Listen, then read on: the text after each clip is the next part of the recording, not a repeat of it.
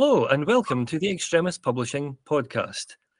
My name's Tom Christie and I'm delighted to be joined today by one of my oldest friends. You're in for a treat, ladies and gentlemen, because when it comes to animation, graphic design, illustration and literacy, especially child literacy, then there's no one who knows more about these things than my good friend, live from the great volunteer state of Tennessee, Mr. Alex Tucker. Hello. Alex, how you doing? Oh, I'm doing very well. Thank you for asking. It's a gorgeous, beautiful, sunny day outside. It is just we've had gloomy weather for 3 days in a row, and just not more than 35 minutes ago, and the clouds parted. Oh, in fact, I'm so happy that it's sunny that I'm just going to go ahead and quit right now and just go back outside. Goodbye. Well, I wish I could say the same about Scotland, but it is Scotland, so I can't. It is Scotland. Oh gosh. It is. I will never ever attempt a Scottish accent. I've tried it a couple of times, and of course it's no, don't do that. Never do that. Certainly don't do that around a Scotsman, and don't do it around a Glaswegian. It's hazardous to one's health. So I will never attempt a Scottish accent. Yeah. I've discovered that, much to my surprise, I have a decent an Irish accent, but you should really only do that in an Irish pub on St. Patrick's Day, where ostensibly you can give the excuse that you've had a wee bit too much of the beast, and so you can just wink and nod and all right, well, you get away with it this once, but only this once, Will. So, believe it or not, we've known each other for just over 17 years. I do believe it. We've seen some changes in that time, have we not? Oh my gosh, yes. Yeah, and this is an election year, and well, I don't know. I will not discuss what's going on under the circumstances, but I've got a bad feeling in the pit of my stomach, and I can't stay away from the news, but I want to. Well, but even aside from politics, when we look at the pop culture, when we look at publishing, when we look at the way that literacy and libraries are being handled now, how they're represented in the press, how people use them, things have changed. Some ways for good, and other ways not so good. Right. Yeah, I honestly don't know what to say. We've been very lucky, and our small little library is kept under the radar, and that's exactly where we want to keep it. But it's politically, the atmosphere is just so supercharged. Yeah, I mean, it's sort of, how can I explain this? That smell of, where the ions are charged after an electrical storm, and it's that sort of thing where it's just it permeates everything. Yeah. And so I wish I could say that I've been getting a good night's sleep, but I haven't. But at any rate, yeah, I'm here to discuss a few graphic novels and some favorite authors of mine who I think deserve some love. One young Scottish author, as a matter of fact, who has done a wonderful web comic called Twistwood Tales, and I highly recommend this. It's for all ages web comic, and I will make sure to send the link. Right now they're being published. He's being published through Andrews McNeil. I don't know much about the author himself, other than he is Scottish. He goes by the name A.C. MacDonald. Yep. MacDonald, and he's purposely left his own bio vague. It's just, he simply enjoys the woods, and he's Scottish, and that's it. But he tells fairy tales, like say the characters of a bucket boy, a young boy with a bucket for a head, and different ghosts and goblins. And I have a copy of the book right here. It is Hmm. wonderful. I highly recommend it to anyone and everyone because, like I said, it is all ages. Yeah. Um, Not scary, not creepy, just a little twisted. Hmm. And it's the artwork is just it's beautiful. It's that clear line style. It's I guess the word I'm looking for is friendly, Yeah.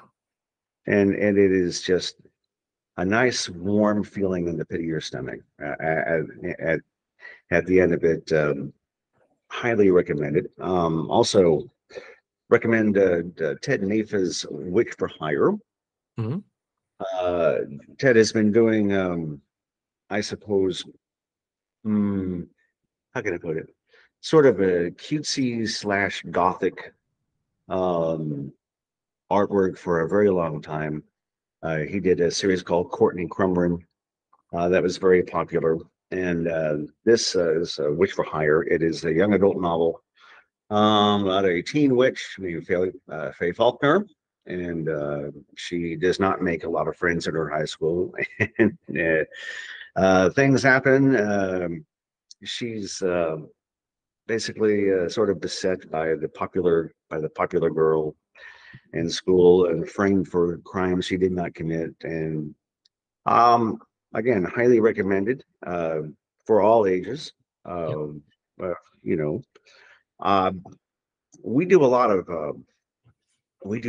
youth literacy in our library, and we make a point of trying to get as many young people to come in as possible. I'm happy to say that there are versions now of Shirley Jackson's The Lottery and Watership Down. These are they've been converted to graphic novels, and they've been converted very well. Hmm. Um, Kurt Vonnegut's Slaughterhouse Five. Yep. That is absolutely the best adaptation I've ever seen, even better than the movie. And he loved the movie by his own admission. Um, I would recommend those to any young person who they want to dip their fingers into the world of classics. Um, gosh, I there's an awful lot out there um, uh, that I did not think I would ever see adapted. Yep. Um, so we make a point of trying to get as many young folks as we can. We do and I my little library we do a story time for preschoolers Mm. every Tuesday, and that's where I get a chance to really shine. I have to say that is my favorite part of my job Mm. is getting a chance to read to the young ones and getting a chance to pull puppets out or Mm. getting a chance to do as many silly voices as possible. Animation's always been one of my great passions. I love um, getting a chance to do any kind of cartoon voices that I can. So anything from the wonky donkey to the blub fish. I'm babbling. So ask a question. Ask anything. Let's break it up. I mean, when you're talking to younger kids, younger readers, what do you think is fueling the creative drive now? I mean, what do you find that they are enthusiastic to talk about, or what do you find is sort of cropping up in their own creative work? Um, well, in the case of teens or tweens, they really love. Um, they really seem to love teen characters that they can pour themselves into. They're always looking for some character that's like that's me. So my gosh, Neil Patrick Harris, Mhm. the wonderful Neil Patrick Harris. He has a series of young adult novels that he's come out with at least two volumes so far. Um, he's a magician, Mm. which I know that he managed to go ahead and throw a couple of those in there as in the character of Count Olaf in the Netflix version of a series of unfortunate events. Um, I have to look up the title on that one. I apologize because here's the thing. I make a point of making sure I have my homework done. Hmm. And I'm afraid that I simply just did not do my homework on this one. Gosh darn it. Um, yeah, let's look at that real quick. But yeah, let's see. It's about the Magic Misfits. That's it. Right. We have a couple of volumes of that, and those have been very popular. But anything has to do with just anything where kids can see themselves as the main character. Yeah. No, so there's this train of thought among older folks that kids are not reading, but they're reading more than they ever have. They're simply doing it one text at a time. Yeah. Yeah. And I mean, You you know, mentioned earlier about web comics. I mean, that's a terrific way of getting your work noticed and getting it out to a potentially very wide audience. mhm. Over here, we have a legendary DC Comics, well, DC Thompson comic called The Dandy, which was Oh produced in yeah, the 30s and was for many, many years popular with kids everywhere in the UK. And now that's gone online. So I mean, you can only access it via the website. And I think that's opened people's eyes to just how popular webcomics are and just how effective a medium it has become when it comes to graphic novels. yes, yeah, absolutely.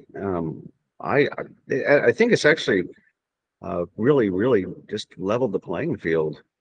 And when it comes to getting kids engaged, they want the visual feedback as well. As the thing that a comic can give you that you can't from a novel. When you always hear, and this is someone I do love a good novel. I do love a wonderful nonfiction book.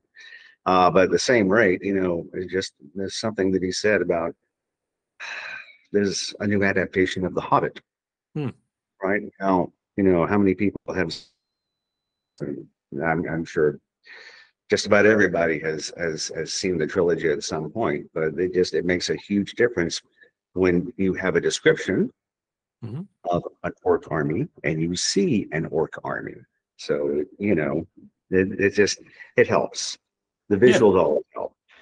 yeah. Yeah. And I mean, how do you feel about audio adaptations? Audiobooks, be it spoken word or be it full cast dramas. I mean, do you think there's increasing popularity now when it comes to these kind of mediums, especially now that they're available online? I don't know. I don't know. I don't know what the numbers are, say for Audible. But the fact that Audible that they've made a push to create more content, and they're getting big names. For instance, at the same time that Netflix came up with the adaptation of the first season of Neil Gaiman's Sandman, they've already done not one or two, but three volumes of Gaiman's Sandman, and you know there's no reason that they shouldn't finish those. I love listening to them, and I think they're just as popular as podcasts. It's so funny. Wouldn't it be something to find out that, in fact, that this was the closest thing that we've had to researching some radio? People saying that radio is a dead medium and audio plays are simply don't exist. And then you listen. If you've had a chance, by the way, to listen to James McAvoy as Morpheus, it's worth your while. But Yeah, he Gaiman, he seemed to be just anxious to get it out as many different formats as possible. And I have to say, it's been really heartening to see um, a lot of patrons checking out books on CD. And we are partnered with Hoopla, yeah, our little library, and so we have a lot of people downloading things from there as well. yeah, So I mean, isn't it's just interesting. The great thing about listening to something on audio is that you can listen to it and still manage to I hate to use the word multitask. I loathe the word multitask. I think it puts people in a bad habits, thinking that they should juggle two things at once when you shouldn't necessarily. But there is something to be said about this society. You know, we do, whether or not we like it or not, we do, especially in America, have this mindset to do as many multiple things at once to get as much out of the day as possible.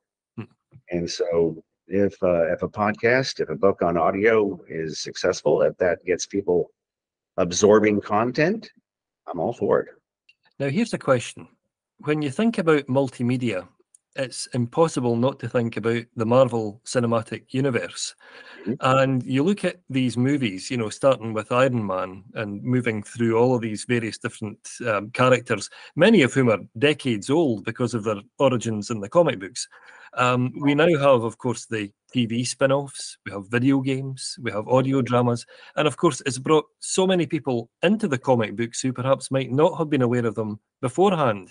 So you really do have these narratives spanning all of these different creative media. Do you Yeah. think this is sort of laying the groundwork for future franchises, or do you think things are going to look different in some way?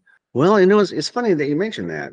Um, uh, you know, Mark Russell, the he's a wonderful humor writer.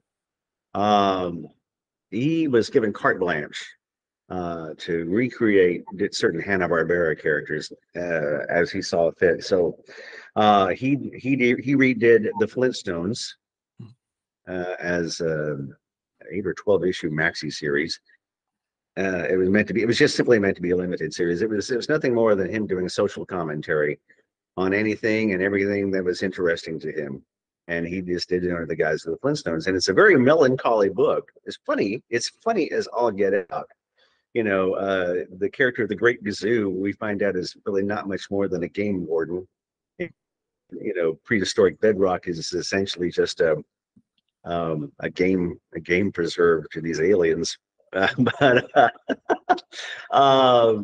he also redid Snagglepuss as both a commentary on McCarthyism in the 1950s and the Pink Scare, um, uh, which you know a lot of LGBTQ IA people are really under major assault these days. So it's just as relevant as ever. Hmm.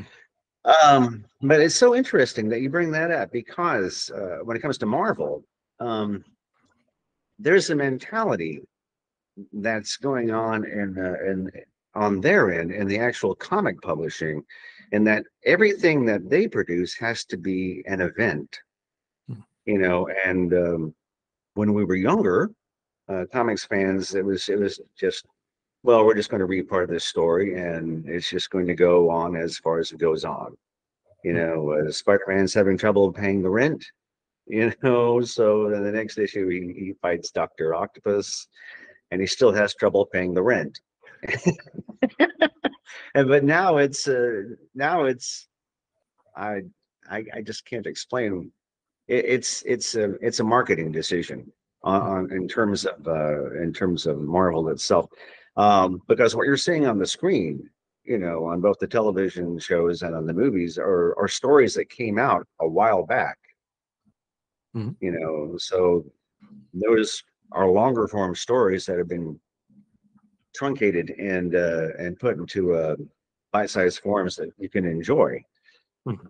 Those stories have been told, and so I feel terrible for comics writers now because now they're being forced by the publishers. Is like, well, you've got to make an event.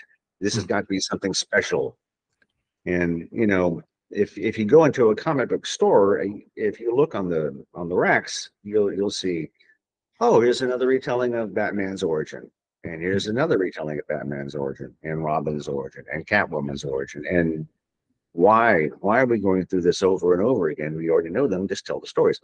Well, Yeah. because they now have to get as many people many eyeballs as they can, as much traffic, and they've just hit upon the idea that everything has to be something special. And I think it's going to. I think it's biting them now, Hmm. because now they're put themselves into a major corner. It's like if everything is special, nothing's special. Hmm. So where do we go from here? I think eventually if these things are cyclical, and they'll simply go back to storytelling. Yeah. So, Yeah. which is what they should have done all along. Well, one final question, because it would be remiss of me not to ask, and that is, where do you think storytelling is going next? Because some people would have you believe it's holographics. Some people would have you believe it's deep fakes or it's virtual reality. And other people are saying, with all of these technological advancements, we're probably going to see a return to the tried and tested forms of storytelling that we've always had, be it Mm. oral storytelling, be it books, be it graphic novels. What do you think? Is it going to be a mixture of all these things, or do you think we're going to see a definitive trend? I don't know. I I worry about AI. I mean, so far the AI is still advancing as we speak, and uh, so far it's clunky enough that you can usually tell what's been written by a bot Hmm. and what's been written by a human. But that gap is closing and closer and closer every day. I honestly don't know because I worry. I worry about journalism. I worry about journalists. And journalism as a career, we really truly need great journalists because they don't just tell the truth. They also do it in a compelling manner. They realize, for better or worse, that they are telling a story. They simply shouldn't don't make things up, but do it and tell it in a compelling manner. And I worry about AI a lot. Um, so far, when it comes to artwork, you can tell what bad artwork looks like because AI's you can just tell there's this synthetic quality about it, Hmm. and the same can be said about writing, because it's clunky. The prose is clunky. You look at you read it and it's like no, this doesn't make any sense. You'll just know it. It's going to become smooth. So I don't know. I think there's always going to be room for anybody who's a real creative person, when it comes to writing, drawing. Um, there's always going to be room for those who can do the real job. There's always going to be a taste for the real thing.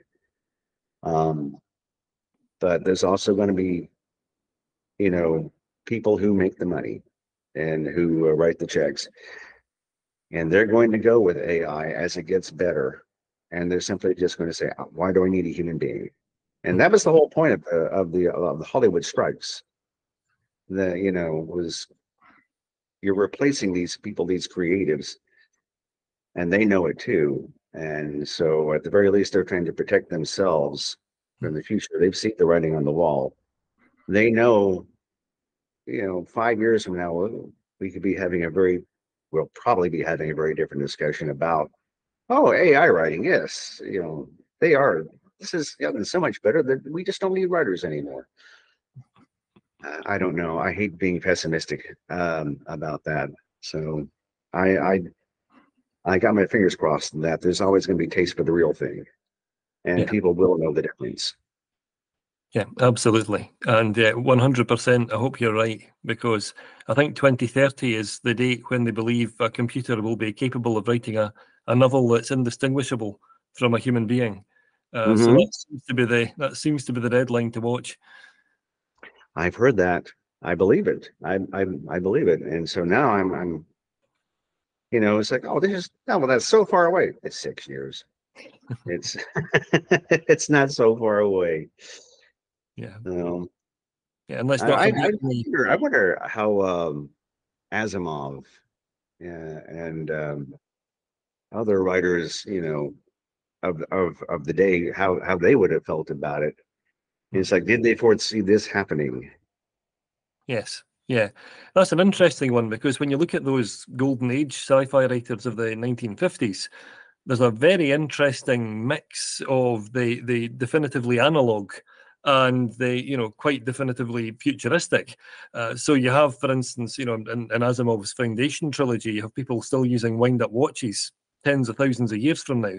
And yet he's able to say so much about artificial intelligence and how robot brains might work and things like that. So, yeah, absolutely, it's a fascinating melange of the two different extremes.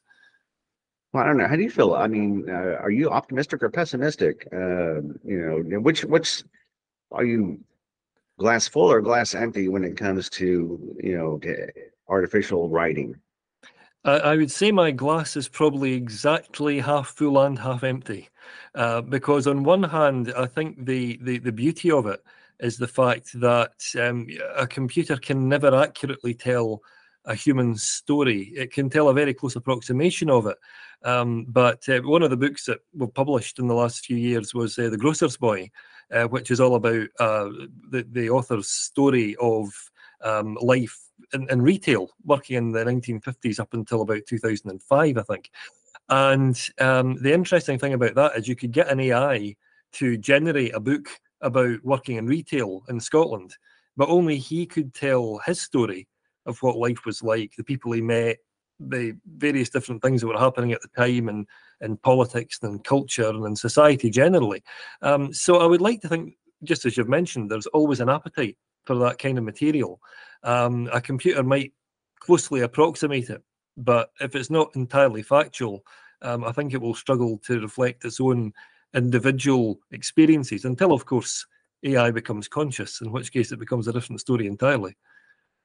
I thought we passed the date for Skynet. I thought we were okay. No. Well, Alex, it's been a genuine pleasure to speak to you today about so many really far-reaching concepts. It's always great to talk to you, to hear your thoughts about these things. Your great country is very lucky to have you, and all of these many different views that you have on so many topics. Well, I just wish we had more time to discuss, so many other things. I would love to sit and talk about graphic novels further, but there are certain things I would love to talk to about editing. And sometime down the line, I would love to actually get a chance to talk about that, because there's a great book by this woman, Shelley Bond, and she was the editor-in-chief at Vertigo DC, and she was one of the editors for Bill Willingham's Fables and for Sandman. And she's written a book, basically, she calls it the Comic Book Editor's Secret Handbook. And it's everything that you need to know to really, truly make a comic book from something that's good to something great that AI could never, ever do in a hopefully million years, but 10 maybe. I hope we get a chance to talk about this again soon. I would love to just sit and just pontificate. And this has been an absolute pleasure. And I thank you so much for taking the time out of your day. Oh, thank you so much for being here. And I think you may have set a date for a future episode. So if you're watching at home or listening at home, I think you should watch out for further installments in the months to come. But in the meantime, thanks so much, Alex, for having been here. And I hope if you're listening that you'll come back and join us again soon.